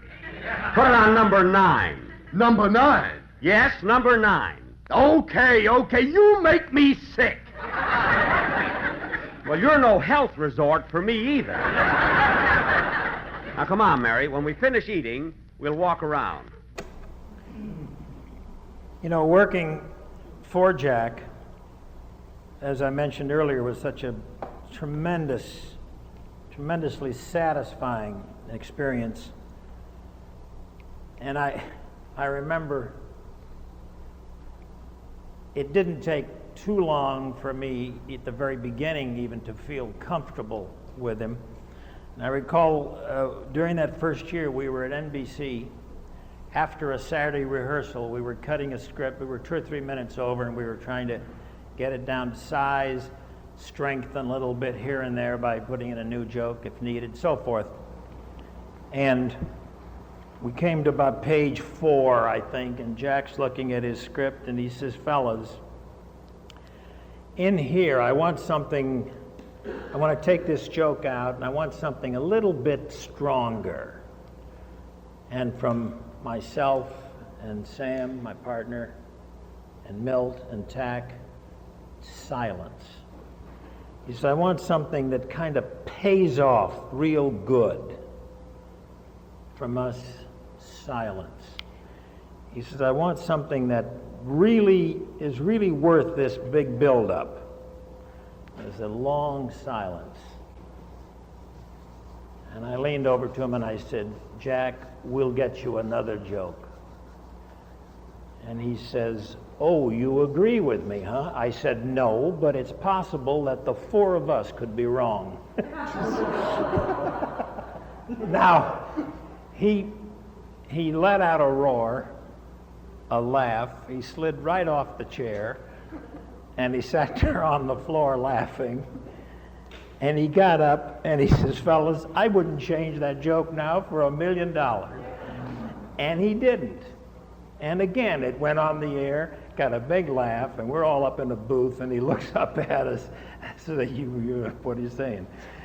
But that's the kind of a man he was, very considerate. In 1945, Sam Perrin, again, my partner, myself, we had an opportunity to do a Broadway show in New York. So we took the summer and we rushed east and spent 8 or 10 weeks doing the book for a musical comedy. And then in the fall, it opened in October of 45, or rather November of 45, and fortunately ran for about 18 months. But shortly after it opened, why, Jack insisted on doing a plug for the show. So we said, fine, and this is the way it was worked into the script.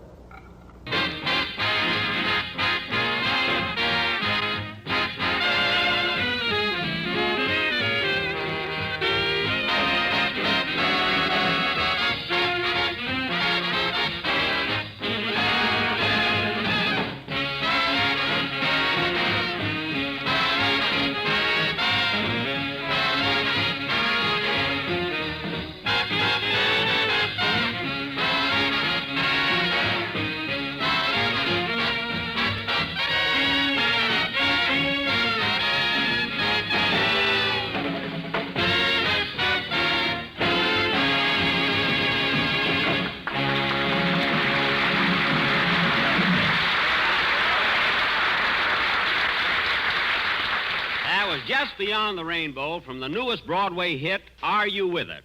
Played by Phil Harris and his 18 gentlemen. And now, folks... Thanks, Jackson. I'm glad you called my boys gentlemen. Well, I can't call them musicians.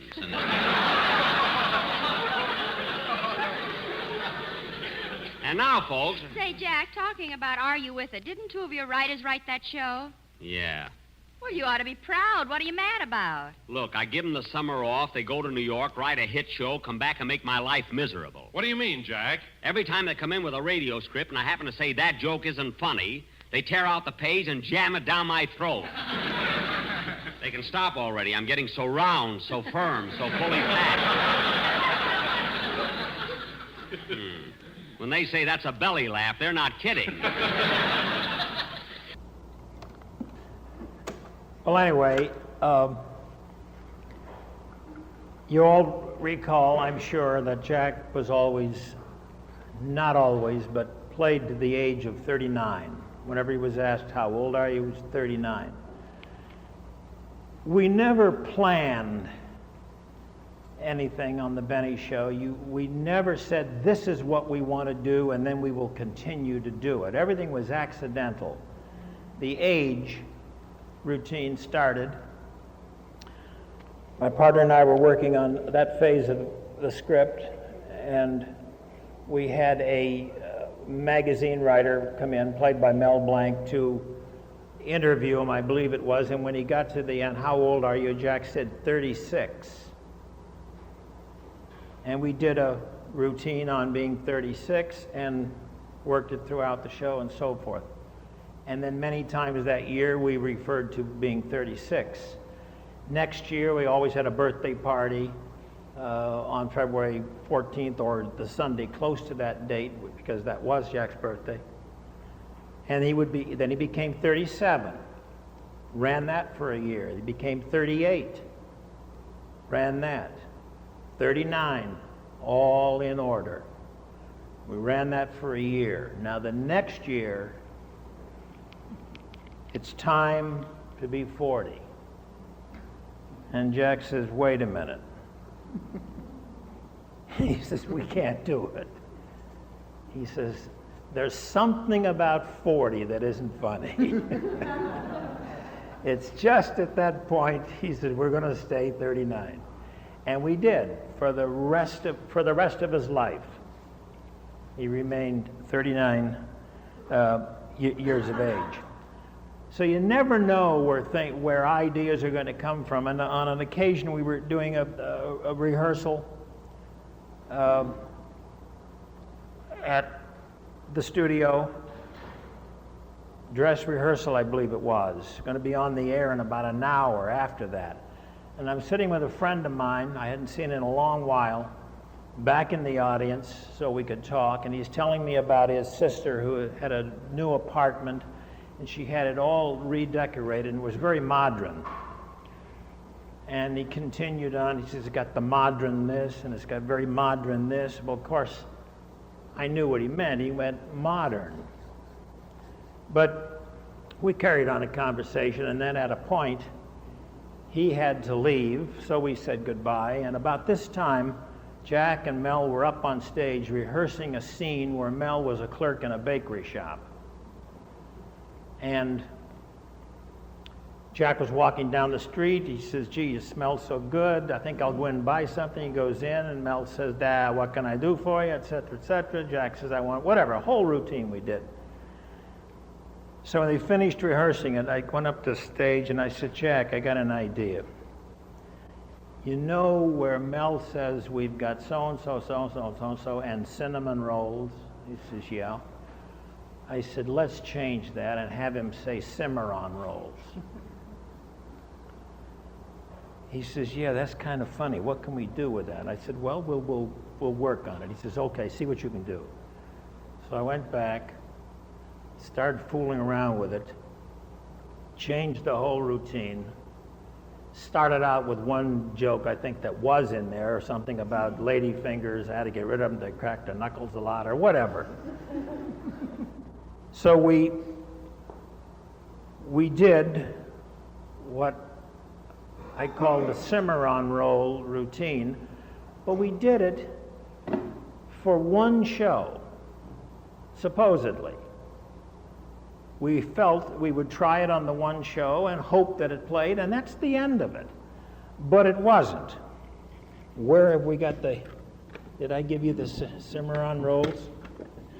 Here we are. Now remember this.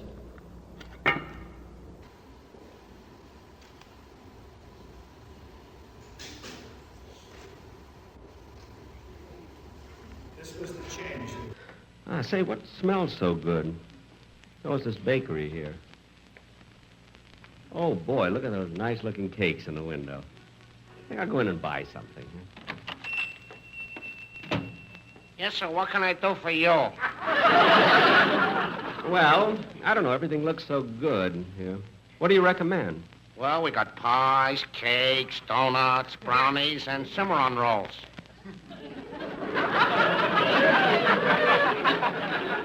What? Cimarron rolls.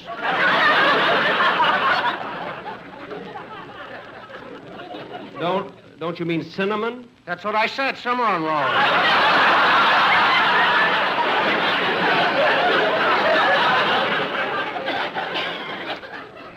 Well, I don't want any of those. Oh, I know. Have you got any lady fingers? I used to have, but I had to get rid of them. They kept cracking their knuckles. But don't be so smart. I came in here to buy something. Now, let's see. Oh, I know. I'll have a half a dozen donuts, that chocolate cake, and, let's see, I'll have this Napoleon. That's a Josephine. Look, mister, I've been having those for years. It's a Napoleon. It's a Josephine. This is Danish pastry.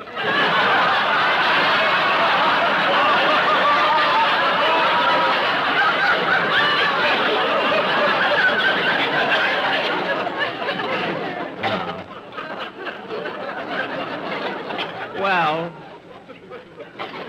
see, I'll have it anyway. And say, on second thought, I think I'll have some of those Cimarron rolls. What? I said I'll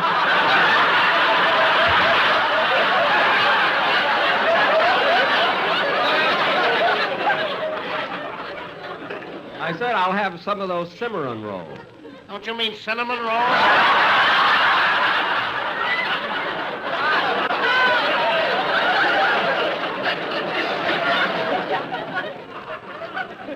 Yes, give me 6 of them. Now, how much is it altogether? Let's see, donuts, chocolate, pastry, and half a dozen Cimarron rolls. That comes to $1 even. $1? Well, here you are. Goodbye. Goodbye, and call again. You're quite a character. All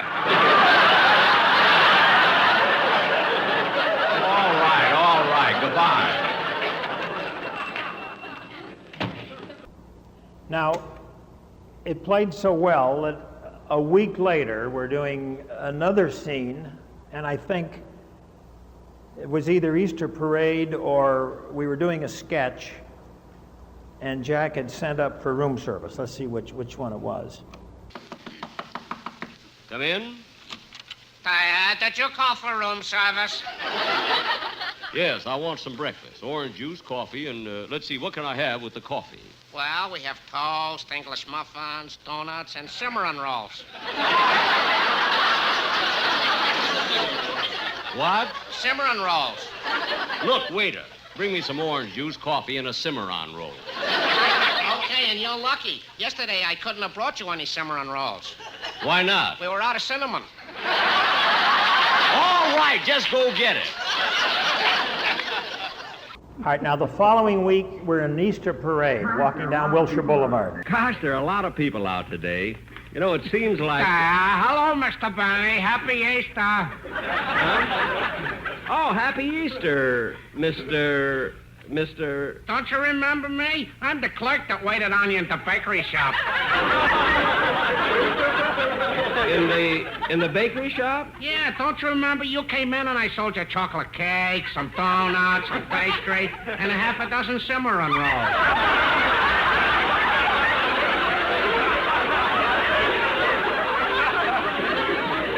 Oh, yes.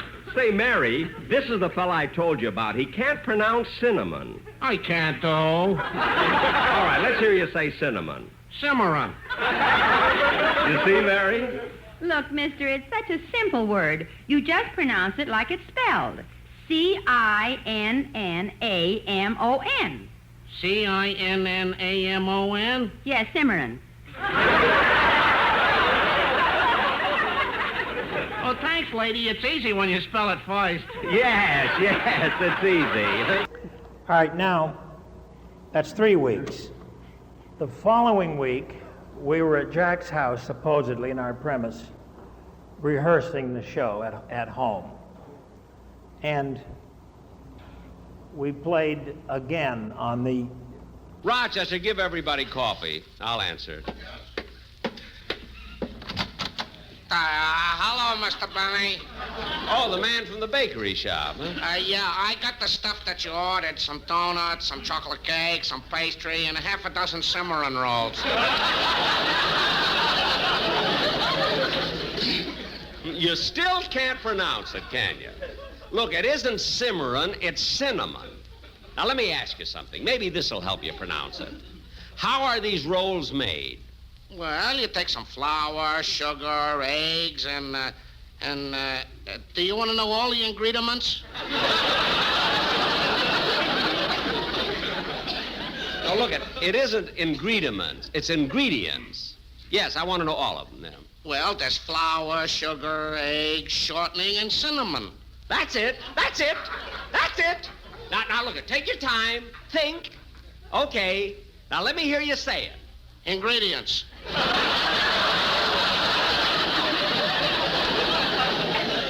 I don't mean ingredients. I'm trying to get you to say Cimarron. I mean cinnamon. Why don't you order something else? You drive me nuts.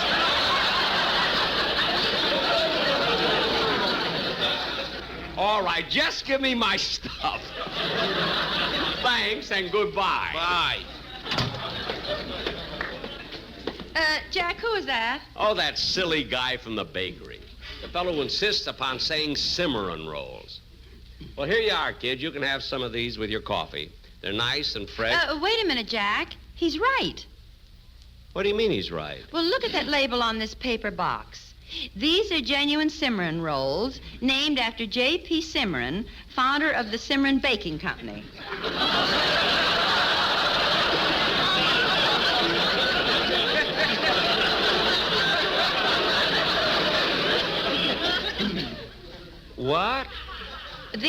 cinnamon rolls should not be confused with ordinary cinnamon rolls, which are made from entirely different ingredients.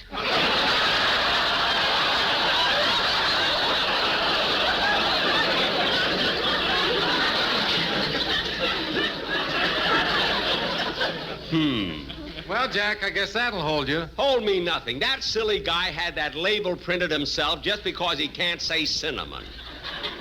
He must be crazy. Well, boss, there's one way of finding out. How? Ask him if he showers with a peeled potato.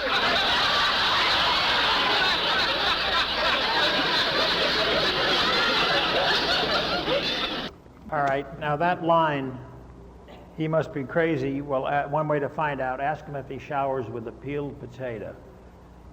That in itself, even though I've heard a few laughs there, really makes no sense at all. It's just a crazy, wild line that in this context does not even fit. But it did fit in that show, and I'll show you why. Hit the wrong button again.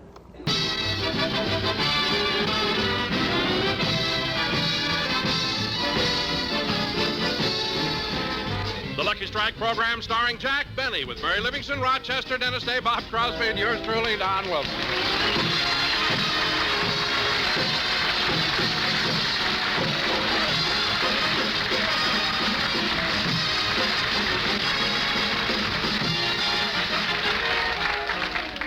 And now, let's go out to Jack Benny's house in Beverly Hills. It's such a lovely morning that outside on the front lawn, we hear the splashing of birds in the bird bath.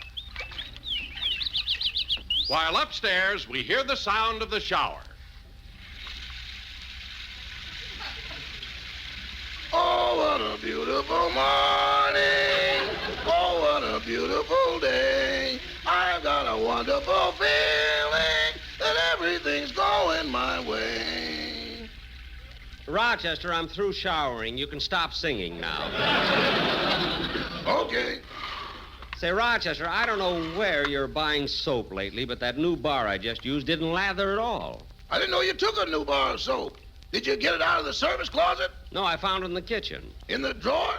No, on a dish near the drain board. Well, congratulations, boys. Why? You have just showered with a peeled potato.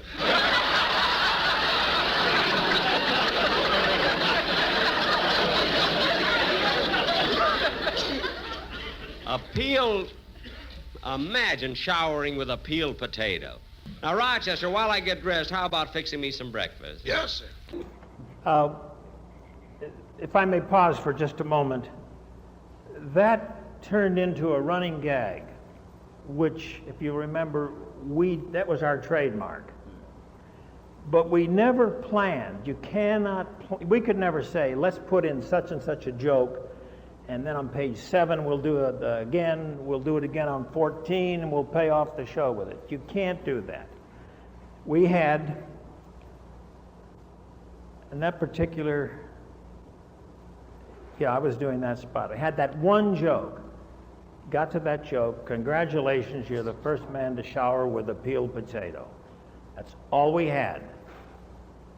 But out of that came a continuation. Oh, hit the wrong button. We're way ahead of it now. Let's back it up a bit. Oh, what a beautiful morning. Oh, what a beautiful day. I've got a wonderful...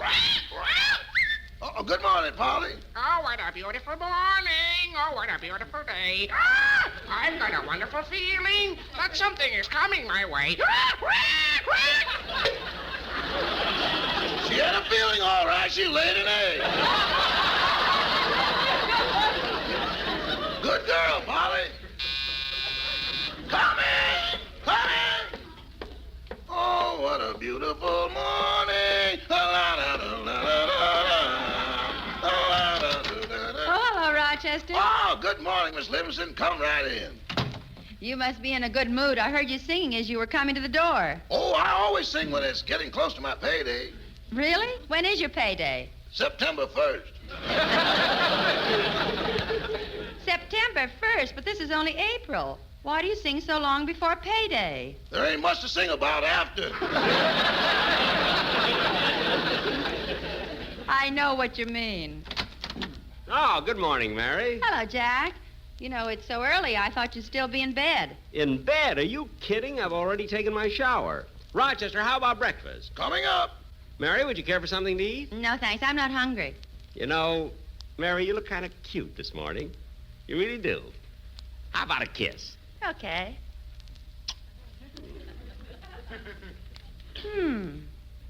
That's funny. What? I just said I wasn't hungry, and now I've got a craving for potatoes.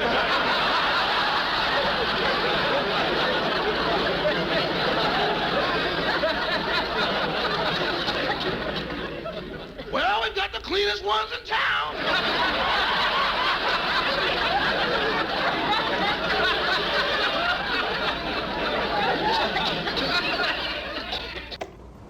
Anyway, that's a sample of how a running gag gets started. So that was part one of George Balzer's presentation to SPERDVAC. And we're going to have even more fun with part two. But I love getting to hear about his origins, becoming a Benny writer, and learning about how he would construct a gag, how he would try to convince Jack of a gag working, and his reasonings behind it. Gives you a little rough idea about how comedy is constructed. And who knows, maybe it'll help somebody listening to this in their own journey to create audio comedy, or any kind of comedy for that matter.